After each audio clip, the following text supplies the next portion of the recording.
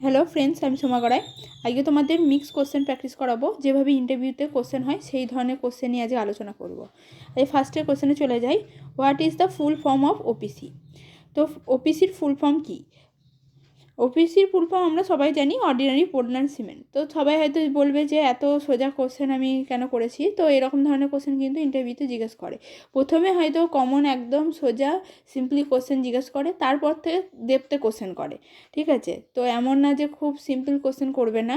তো সব ধরনের কোশ্চেন আমাদেরকে কিন্তু করতে হবে। তো অর্ডিনারি পোর্টল্যান্ড সিমেন্ট, তো অর্ডিনারি পোর্টল্যান্ড সিমেন্ট সেখান থেকে আমাদের কোশ্চেন করতে পারে যে এটা কতগুলো গ্রেড আছে। তো আমরা জানি এটা 3টে গ্রেড আছে। একদম পাতি বাংলাতেই আমি লিখেছি। 3টে গ্রেড আছে, 33, 43 আর 53, মানে 33, 43 আর 53। এটার আগে আইএস কোডগুলো আলাদা আলাদা ছিল। ঠিক আছে, সেইটা 2015 সালে যে অ্যামেন্ডমেন্ট, সেই অ্যামেন্ডমেন্টের পর থেকে কিন্তু এটা একটাই আইএস কোডের মধ্যে ভরে দেওয়া হয়েছে, সেটা যে 269। ঠিক আছে, সেই জন্য আমি এটা আইএস কোডটাও লিখে দিয়েছি। কারণ প্রথমে হয়তো ওপিসির ফুল ফর্ম জিজ্ঞেস করার পর তাদের গ্রেড জিজ্ঞেস করবে, তারপরেই জিজ্ঞেস করবে যে কোন কোডের মধ্যে এগুলো আছে। ঠিক আছে, তখনই বলতে হবে যে আগে এগুলো আলাদা আলাদা কোড ছিল। যদি তোমাদের পার্টিকুলার কোনো কোড যদি মনে থাকে, এই কোডগুলো কী কী, তো 43-র জন্য হচ্ছে 8112, আর আমাদের 53-র জন্য ছিল 12269। ঠিক আছে, এটা আগে ছিল, সেই জন্য আমি এগুলো লিখিনি। এখন সেটা হয়ে গেছে আইএস 269, মানে 269-এর মধ্যে কিন্তু এগুলো ভরে দেওয়া হয়েছে। সেটা 2015 সালে যে অ্যামেন্ডমেন্ট হয়েছে সেখান থেকে কিন্তু এটা একটা কোডের মধ্যে ভরে দেওয়া হয়েছে। তো সেই জন্য ওইগুলো আলাদা আলাদা করে পার্টিকুলার লিখিনি। তো একটা কোশ্চেনের ওপরেই কিন্তু আমি, মানে একটার ওপরেই কিন্তু 2-3টে কোশ্চেন হয়ে যাচ্ছে। ঠিক আছে, সেগুলো আলোচনা করে দিলাম। এরপরে জিজ্ঞেস করতে পারে সিমেন্টের সেটিং আগে হয় না হার্ডেনিং আগে হয়। ঠিক আছে, তো সিমেন্টের প্রথমে এটা কোশ্চেন যখন করবে যে এটা সেটিং আগে হয়, আমরা জানি প্রথমে সেটিং হয়, তারপরে কি হচ্ছে হার্ডেনিং হচ্ছে। সেটিং কি তাহলে জিজ্ঞেস করতে পারে। সেটিং হচ্ছে কি, what is the setting? The process of changing fluid state to solid state, that is hardening of cement, is term the setting of cement. তাহলে হার্ডেনিং কিন্তু আলাদা। ঠিক আছে, হার্ডেনিংয়ে যখন হচ্ছে স্ট্রেনটা দিতে শুরু করছে তখন সেটা হয়ে যাচ্ছে কিন্তু হার্ডেনিং।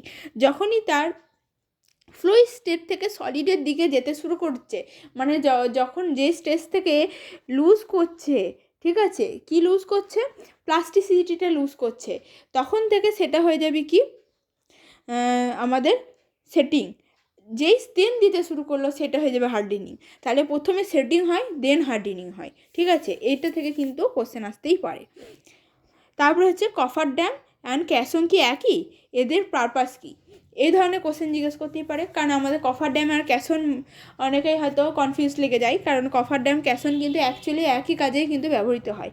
ঠিক আছে, একটা টেম্পোরারি স্ট্রাকচার আর একটা হচ্ছে কি পার্মানেন্ট স্ট্রাকচার। ক্যাসন করা হয় কি পার্মানেন্টলি, যখন আমাদেরকে করতে হয় একটা স্টিলের হয়ে থাকে, সেটা যখন আমাদেরকে ওয়াটারের মধ্যে যখন ইনজেক্ট করা হয় সেটা ক্যাসন হচ্ছে। আর যখন কফার ড্যাম করা হচ্ছে, কফার ড্যাম মানে একটা টেম্পোরারি স্ট্রাকচার করে দেওয়া হয়। টেম্পোরারি স্ট্রাকচার করে দিয়ে তার মধ্যে থেকে ওয়াটারটাকে কী করা হয়, বার করে দেওয়া হয়। মানে এটা আন্ডার ওয়াটার যখন কনস্ট্রাকশন করতে হয়, কোনো কিছু পাইল ফাউন্ডেশন করার সময় আমাদের কি করা হয়, কফার ড্যাম তৈরি করে নেওয়া হয়। একটা টেম্পোরারি স্ট্রাকচার তৈরি করে নিয়ে তার মধ্যে থেকে যে ওয়াটারটা থাকে, ভেতরে যে ওয়াটার থাকলো সেটাকে কি করা হয়, আমাদের পাম্প করে বার করে দেওয়া হয়। ঠিক আছে, মানে ড্রাই সারফেস তৈরি করে দেওয়া হয়। তারপরে সেখানকার যে কনস্ট্রাকশন করা হয়, কোনো সময় মেনটেনেন্স পারপাসে হয়তো আমাদেরকে করতে হলো, ঠিক আছে, সেক্ষেত্রে কপার ড্যাম করা হয়। কিন্তু ক্যাসনটা একদম পার্মানেন্টলি ওটার মধ্যে ইনজেক্ট করে দেওয়া হয়, ওটাও ওয়াটারটাকে রিমুভ করা হয়, ওটাও ওয়াটারের মধ্যেই হয়ে থাকে। ঠিক আছে, ওয়াটারের মধ্যে কনস্ট্রাকশনের কাজে কিন্তু আমাদের ক্যাসন করে থাকে। তাহলে দুটোর মধ্যে কিন্তু ডিফারেন্স একটাই, একটা হচ্ছে টেম্পোরারি স্ট্রাকচার আর ক্যাসন হচ্ছে কি পার্মানেন্ট স্ট্রাকচার। ঠিক আছে, এই দুটোর মধ্যে মেন হচ্ছে এই ডিফারেন্স। এবার এক এক জায়গায় এক এক রকমভাবে লেখা থাকে ওয়াটার স্ট্রাকচার। ঠিক আছে, দুটোই কিন্তু ওয়াটার টাইট স্ট্রাকচার। ঠিক আছে, দুটোর মধ্যে ডিফারেন্স এটাই যে একটা টেম্পোরারি একটা পার্মানেন্ট। তো কফার ড্যাম কী লেখা আছে আমরা ইয়েটা পড়ে নিই, ডেফিনেশনটা। A temporary structure constructed in river, lake etc for excluding water from a given state to enable the building operation to be perform on dry surface is called a coffer dam. তাহলে এটা একটা temporary structure যেটা river বা লেকের করা হয়, যেটার মধ্যে থেকে জলটাকে এক্সক্লুড করে দেওয়া হয় এবং বিভিন্ন পারপাসে সেটা ইউজ করা হয়। Caisson a water tight structure round or rectangular constructed in connected with excavation for the foundation of bridge pier etc is known as caisson. Bridge পায়ারের ক্ষেত্রে আমরা ক্যাসন ইউজ করে থাকি। এটা কিন্তু আমাদের পার্মানেন্ট স্ট্রাকচার। কফার ড্যাম এবং ক্যাসনের পারপাস প্রায় একই সেম, কিন্তু কফার ড্যাম টেম্পোরারি স্ট্রাকচার আর ক্যাসন হচ্ছে পার্মানেন্ট স্ট্রাকচার। তারপরে কোশ্চেনে চলে যাবো, what is trade, raiser, rise, going, প্রত্যেকটি ডিফাইন করো। ঠিক আছে, তো আমাদেরকে এইভাবে বলতেই পারে যে স্টেয়ারকেসে যে আমরা জানি যে ট্রেড, রাইজার, বা হয়তো স্টেয়ারকেস আমাদেরকে উল্লেখ নাও করে দিতে পারে, আমাদেরকে ডিরেক্টলি জিজ্ঞেস করতে পারে বলো তো ট্রেড কি, রাইজার কি, রাইজ কি, গোয়িং কি, একসাথেও জিজ্ঞেস করে নিতে পারে।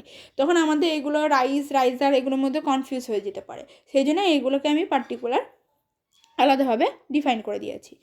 ট্রেড হচ্ছে কি, horizontal upper part of a step on which foot is placed in ascending or descending a stairway is called হচ্ছে ট্রেড। মানে যেটার মধ্যে দিয়ে আমরা পাটা রাখছি, যেটার মধ্যে পাটা রেখে আমরা কি করছি, হয়তো ওপরে উঠছি বা নামছি, সেটাকেই বলা হচ্ছে ট্রেড। রাইজার কি, vertical portion of a step providing a support to the tread is called হচ্ছে রাইজার। মানে ট্রেড মানে যেখানটা দিয়ে আমরা পাটা রাখছি, ঠিক আছে, এইটা হয়ে যাচ্ছে আমাদের ট্রেড। আর রাইজার হচ্ছে আমাদের যে পোর্শনটুকু আমাদের রাখা হচ্ছে, ঠিক আছে, সেইটাকে বলছে রাইজার। তাহলে রাইজ কি, রাইজ হচ্ছে vertical distance between two successive tread face is call হচ্ছে রাইজ। এই যে রাইজ দেখানো হয়েছে, এই যে আমাদের ভার্টিক্যাল ডিস্টেন্সটাকে কিন্তু রাইজ বলা হচ্ছে। ঠিক আছে, আমাদেরকে এইটুকু কথা বলতে হবে যে ভার্টিক্যাল যে ডিস্টেন্সটা আছে দুটো ট্রেডের মাঝখানে তাকে বলছে রাইজ। তাহলে রাইজার যখন বলবো তখন বলবো vertical portion of a step providing a support two trade, যেটা আমাদের ট্রেডকে সাপোর্ট করছে। অ্যাকচুয়ালি রাইজার কিন্তু একই। ঠিক আছে, রাইজার হচ্ছে আমাদের সেই পার্টিকুলার নাম বলা হচ্ছে, এবং ডিস্টেন্সটাকে আমরা হয়তো যতটা আমরা রাইজার রাখি, আমরা 150 mm রাখি, তো 150 mm-কে আমরা রাইজ বলে দেবো। ঠিক আছে, পার্টিকুলার ডিস্টেন্সটাকে আমরা তখন রাইজ বলবো। এরপর হচ্ছে going, horizontal distance between two successive riser faces is called হচ্ছে রাইজ। এই যে হরিজন্টাল ডিস্টেন্স, দুটো আমাদের যে ট্রেড আছে, ট্রেডের মাঝখানে যে আমাদের যে হরিজন্টাল ডিস্টেন্স, তাকে বলছে কি গোয়িং, যেটা আমাদের কত থাকে, 250 থেকে 300 mm মতো থাকে। ঠিক আছে, সেটাকে আমরা বলবো গোয়িং। আবার কোথাও কোথাও এটাকে গো বলে, যে গো কি, তো এটাকেও কিন্তু গো বলতে পারি। এরপরে কোশ্চেন হচ্ছে কি, হাইওয়েতে কী কী সার্ভে আমরা করে থাকি, পরপর স্টেপগুলি বলো। এটা একটা কমন কোশ্চেন। ঠিক আছে, হাইওয়ে থেকে যদি কেউ বলে যে আমাদের ফেভারিট সাবজেক্ট হাইওয়ে, সেখান থেকে কোশ্চেন করতে পারে, অথবা ডিপার্টমেন্ট যেহেতু হাইওয়ের উপরে কাজ করে সেই জন্য হাইওয়ে থেকে কোশ্চেন এমনিই করতে পারে। ঠিক আছে, তো এটা প্রথমে আমাদের যেটা করা হয় হাইওয়ের ক্ষেত্রে, বা যে ধরনের কোশ্চেন আসতে পারে, সেটা প্রথমে যে সার্ভেটা আমরা করে থাকি হাইওয়েতে, সেই সার্ভে থেকে কোশ্চেন হতে পারে যে কী কী আমাদের স্টেপ হয় সার্ভেতে। প্রথমে ম্যাপ স্টাডি করা হয়, তারপর রেকগনাইজেশন করা হয়, তারপর প্রিলিমিনারি, তারপর ডিটেলস সার্ভে। ম্যাপ স্টাডিতে প্রথমে দেখে নেওয়া হয় যে কোন দিকে রাস্তা যেতে পারে। ঠিক আছে, রেকগনাইজেশন মানে সেখানে গিয়ে দেখা হয় যে তার আশেপাশে যে কোন দিকে অ্যালাইনমেন্ট হবে। ঠিক আছে, 2-4 রকমের অ্যালাইনমেন্ট দেখা হয়, সিলেক্ট করা হয় যে কোন রাস্তাটা যাচ্ছে তার আশেপাশের এলাকা, তার পাশে রিভার আছে কি না, বা তার জন্য কোনো পার্টিকুলার আলাদা কোনো কনস্ট্রাকশন করতে হবে কি না, বা কিছু এক্সকাভেশন এক্সট্রা করতে হবে কি না, এমব্যাঙ্কমেন্ট কেমন আছে, সেটা কিন্তু রেকগনাইজেশনে দেখা হয়, ফিল্ডে গিয়ে দেখা হয়। আর ম্যাপ স্টাডি মানে আমাদের টোপোগ্রাফিটা আমাদের স্টাডি করে নেওয়া হয়, যে কোন দিকে রাস্তা গেলে সেটা মেনটেনেন্স করতে, মানে সেটা কনস্ট্রাকশন করতে, মেনটেনেন্স করতে খরচা কম হবে। ঠিক আছে, আমাদের দেখতে হয় না, সে আমাদের ইঞ্জিনিয়ারদের প্রথমেই আমাদের মোটোটা কি, আমাদের হচ্ছে যে এমনভাবে হয়তো কনস্ট্রাকশন করতে হবে যাতে আমাদের কিন্তু ইকোনমিক্যালি কিন্তু সেটা সেফ হয়, আমাদের টাকাটা যেন বেশি খরচা না হয়। ঠিক আছে, এবং সেটা মানুষেরও সুবিধা হয়। ঠিক আছে, তো আমাদের সেই জন্য ম্যাপ স্টাডি করতে হয় যে কোন দিকে রাস্তাটা গেলে আমাদের সব দিক থেকে সুবিধা হবে, কনস্ট্রাকশন করতে গেলে কস্ট কোন দিকে কম পড়বে। ঠিক আছে, আর রেকগনাইজেশন গিয়ে ওটা হচ্ছে যে ফিল্ডে গিয়ে আমাদের দেখে নিতে হবে কী রকমভাবে অ্যালাইনমেন্ট করলে আমাদের সুবিধা হতে পারে। ফিল্ডে না গেলে তার আশেপাশে এলাকার সম্পর্কে জানা যাবে না, তার আশেপাশে কোনো গাছ আছে কি না, বা ওই যে জায়গা দিয়ে আমাদের রাস্তাটা নিয়ে যাওয়া হবে সেই যেখানে কোনো গাছ আছে কি না, সেটা কাটতে হবে কি না, বা কোনো রিভার তার ক্রস দিয়ে পেরিয়ে গেছে কি না, সেটা আমাদেরকে দেখে নিতে হয়। প্রিলিমিনারিতে সার্ভেটা সমস্ত কিছু করা হলো। প্রিলিমিনারি কোনো কিছু সাংশন করতে প্রথমে যে আমাদের টাকা পয়সা লাগবে, সেগুলো সাংশন করতে গেলে প্রিলিমিনারি সার্ভে দরকার। তারপরে ডিটেল সার্ভে পরে করা হয়, যেটা ডিটেল সার্ভের পর কিন্তু আমাদের কনস্ট্রাকশনের কাজে কিন্তু নেমে যাওয়া হয়। ঠিক আছে, তো এইগুলো হচ্ছে হাইওয়ে আমাদের সার্ভে। এরপরে চলে এলাম কি, what is root zone depth. ঠিক আছে, এটি জিজ্ঞেস করতেই পারে, এটি ইরিগেশন পারপাস থেকে আমাদের কোশ্চেন আসতেই পারে। ঠিক আছে, root zone depth, root zone depth হচ্ছে যতটা পরিমাণে আমাদের গাছের মূল কী করতে পারে, স্প্রেড করতে পারে এবং সেখান থেকে কী করতে পারে, ওয়াটারটা কালেক্ট করতে পারে। মানে মূলটা যাওয়ার পর সেখান থেকে ওয়াটার যত দূর অবধি গিয়ে ওয়াটারকে কিন্তু ও টানতে পারছে, মানে ডিরাইভ করতে পারছে, তাকেই বলছে, সেই ততটুকু ডেপথকে বলা হচ্ছে রুট জোন ডেপথ।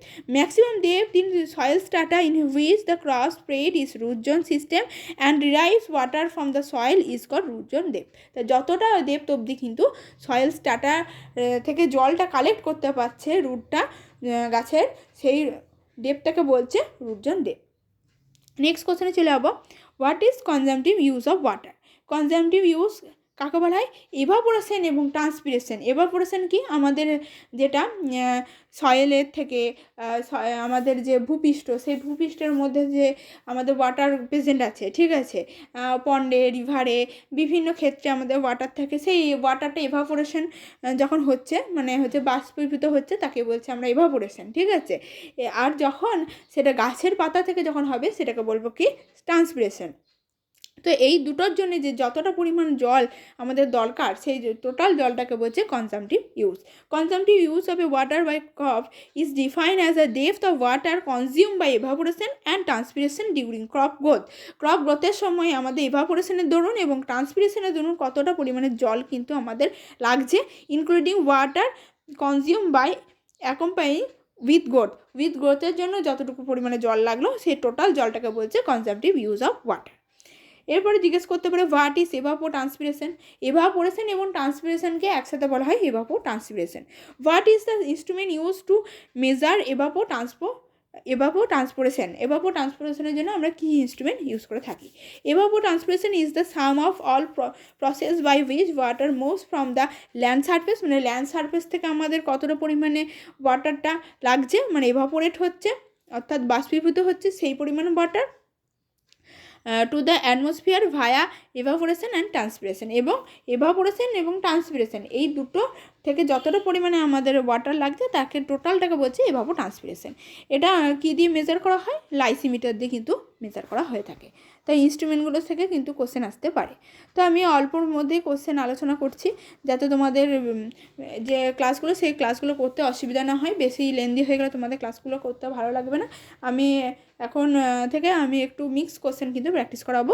এছাড়া কোনো সাবজেক্ট যদি তোমাদের মনে হয় যে শুরু করা উচিত, তোমরা প্লিজ আমাদের কমেন্ট সেকশনে অথবা আমাদের হোয়াটসঅ্যাপ গ্রুপে যারা হোয়াটসঅ্যাপ গ্রুপে নেই তারা ডেসক্রিপশন থেকে হোয়াটসঅ্যাপ গ্রুপে জয়েন হতে পারো। আর ভিডিওগুলি যদি ভালো লাগে প্লিজ লাইক করো, বন্ধুদের মধ্যে শেয়ার করো। আর যদি আমাদের চ্যানেল নতুন হয়ে থাকো, চ্যানেলটি প্লিজ সাবস্ক্রাইব করে দিও। নমস্কার।